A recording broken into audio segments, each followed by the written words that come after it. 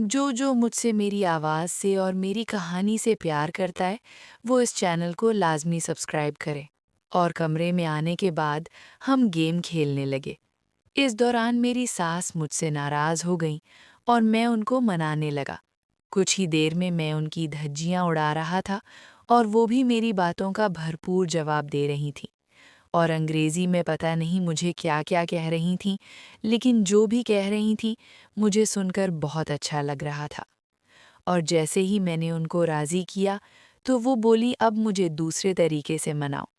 और फिर बोली मैं तुमसे जो मर्ज़ी कहूँ, लेकिन तुम मेरी बात नहीं सुनना और मुझे मनाते रहना। और इसके साथ ही मैंने उनको दूसरे तरीके से राज़ी करना शुरू कर दिया। अभी मैंने उनको थोड़ा-सा ही राज़ी किया था कि वो मुझे मारने लगीं। मैं जानता था वो मुझसे बहुत नाराज़ हैं, इस वजह से वो मुझे मार रही हैं। लेकिन मैंने उनको राज़ी करना जारी रखा और काफ़ी देर के बाद मैंने उनको दूसरे तरीके से भी राज़ी कर लिया और उनके ऊपर ही गिर गया। इसके बाद वो उठकर चली गईं और कुछ देर के बाद वो आईं और मेरे साथ बैठकर बातें करने लगीं।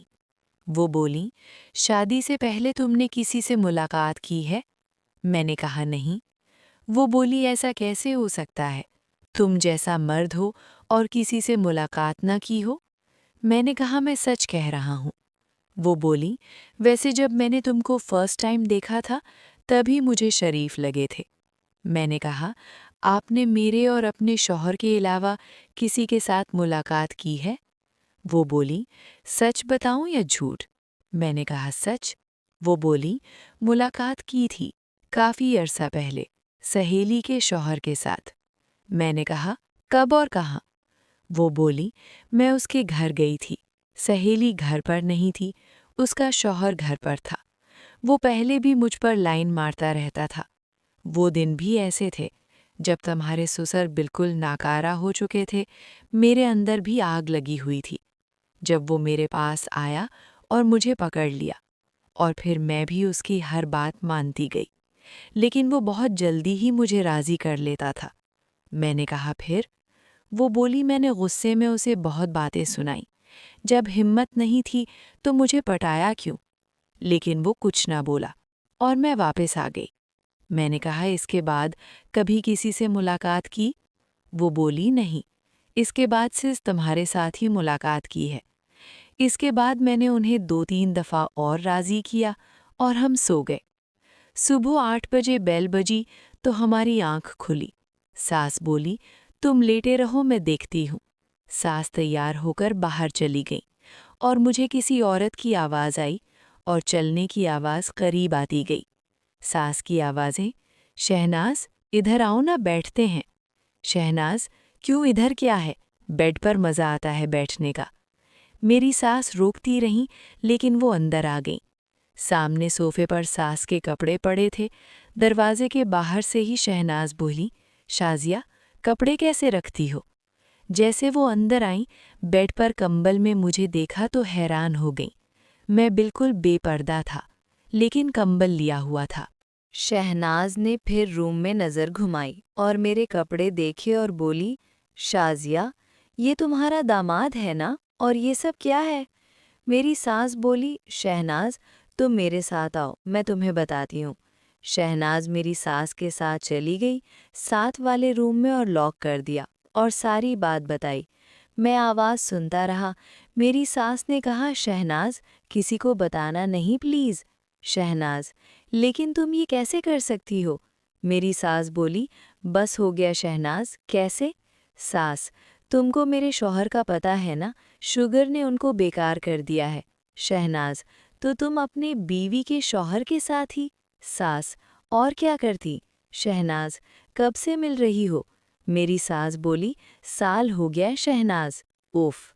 सास, ये बात किसी को बताना नहीं। शहनाज, मुझे क्या मिलेगा ना बताकर? मैं बेवा औरत हूँ। सास, क्या होगी? पैसे चाहिए? बोलो।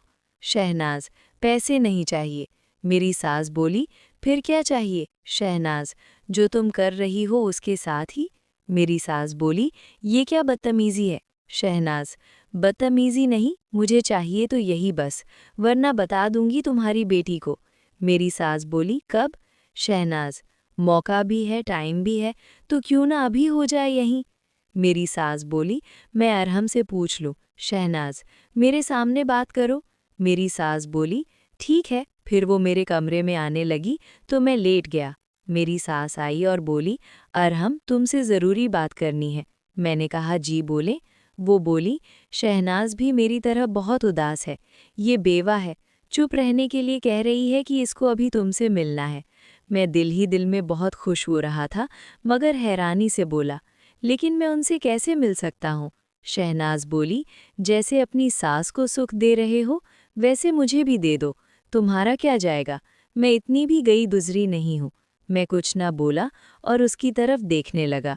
शहनाज वाकई खूबसूरत थी। मेरी सास बोली, मैं बाहर हूँ, तुम बातें कर लो, और अगर कुछ और भी करना हुआ तो कर लेना। वो मुस्कुराते हुए चली गई। शहनाज ने दरवाज़ा बंद किया और मेरे पास आई। शहनाज, तुम घबराओ नहीं, मैं तुम्हें तुम्हारी सास से भी ज़्यादा खुश रखूंगी। मैंने कहा, वो कैसे? वो मेरे करीब आई और मुस्कुराती हुई मेरे साथ लग गई और मुझसे बातें करने लगी। उससे आने वाली खुशबू मुझे पागल करने लगी। मैंने कहा, आपकी कितनी उम्र है? शहनाज बोली, 38 साल की हूँ, और तुम्हारे लिए गुड न्यूज़ है। मैंने कहा, वो क्या? शहनाज, पिछले 4 साल से मैंने मुलाकात नहीं की। मैंने कहा, अच्छा किया, बेवा होने के बाद किसी से? शहनाज बोली, महल्ले की एक लड़के से मिलती थी, लेकिन वो दुबई चला गया और किसी से नहीं मिली। मैं सोचने लगा, फिर तो आज सुबह नाश्ता बहुत ही अच्छा होगा।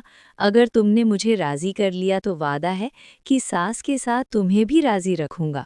और फिर मैंने उसको अपने साथ लगा लिया और बातें करने लगा। और फिर मैंने उसे धक्का देकर बेड पर लिटाया। वो मुझसे बहुत नाराज़ थी और फिर मैं उसे मनाने लगा।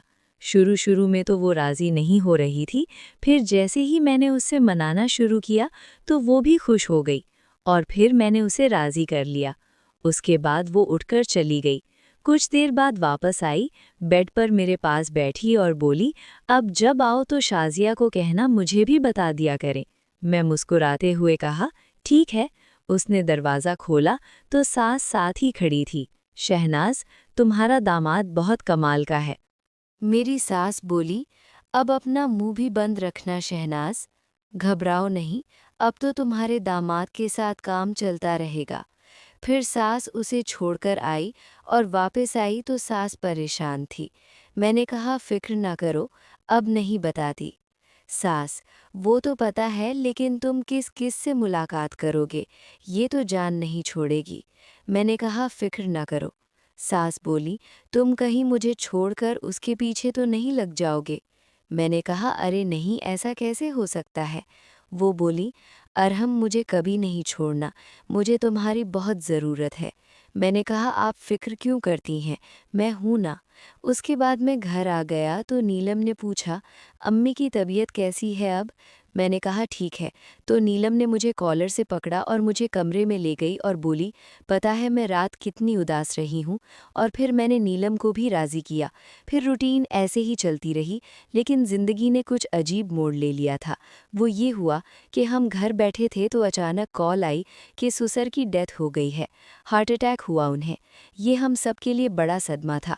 बस फिर हमारे वो दिन बहुत परेशानी में गुजरे और सभी ने रो रो कर बुरी हालत बनाई हुई थी। खैर 3 माह बाद कुछ नॉर्मल होना शुरू हुआ। बीवी को घर ले आया, लेकिन बीवी ने कहा, अम्मी अकेली हैं। मैंने कहा, मैं बात करता हूँ, उन्हें यहाँ ले आता हूँ। बीवी, ओके, बात करें। मैं उस दिन अपने ससुराल वापस आ गया तो सास ने मुझे देखा तो मेरे गले लगकर फिर से रोना शुरू हो गई। मैंने दरवाज़ा बंद किया और दिलासा देते हुए उन्हें कमरे में ले गया और समझाने लगा, लेकिन वो बहुत टेंशन में थीं। मैं उन्हें काफ़ी देर तक समझाता रहा, लेकिन वो समझ नहीं रही थीं।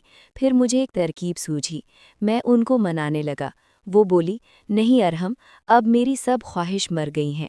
मैं बोला, कैसी बातें कर रही हैं, मरने वाले के साथ मरा नहीं जाता।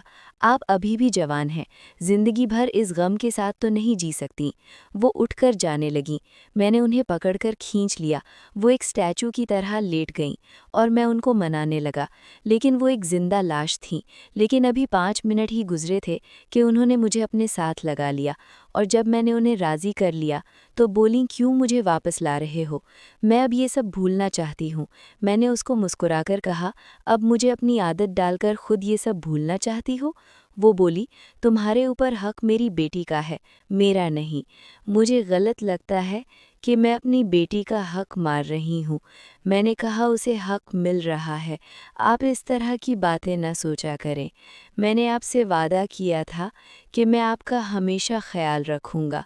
अब तो मेरी जिम्मेदारी और बढ़ गई है। मेरी सास बोली, शुक्रिया अरहम, और उन्होंने मुझे साथ लगा लिया। मैंने शुक्र किया, उनका मूड ठीक हो गया था। और फिर मुलाकात चीज़ ही ऐसी है कि उससे ज़्यादा देर दूर रहा नहीं जा सकता। सास बोली, उठो, वॉशरूम जाना है। मैंने कहा, ओके। मैं साइड पर लेटा तो सास उठी और अलमारी से कुछ निकाला। मैंने गौर न किया और वो चली गईं। काफ़ी देर बाद वापस आईं और बोली, कुछ खाओगे? मैंने कहा, अभी तो मूड यही है कि तुम मेरे पास आओ। सास बोली, पूरी रात है, और मुस्कुराती हुई बाहर चली गई। शाम का टाइम था तो कुछ देर बाद सास वापस आई और बोली, अरहम, छोटी बेटी आ रही है। मैंने कहा तो वो बोली, रात मुश्किल है। मैंने कहा, देख लेंगे। वो बोली, ठीक है। मैं भी उठकर तैयार हुआ और कमरे की हालत ठीक कर दी। वो खाना बनाने लग गईं। तकरीबन 2 घंटे बाद वो भी आ गईं। साथ उसका शौहर भी था। उसके शौहर से गले मिले और हमने खाना इकट्ठे खाया। तो रात काफ़ी देर बातें करते रहे। फिर रात सोते वक्त हम दोनों मर्द अलग सो गए और वो दोनों अलग रूम में थे। मैंने अपनी सास को कहा कि रात को आऊँगा, वो राइट साइड पर ही सोए। सास ने कहा, देख लेना, अगर वो जाग गई तो मसला बन जाएगा। मैंने कहा, कुछ नहीं होता। मेरी सास बोली, ठीक है, मगर प्लीज़ एहतियात से। मैंने कहा, आप फिक्र ना करें। रात की 1 बजे मैं आराम से उठा तो देखा साली का शौहर सोया हुआ था।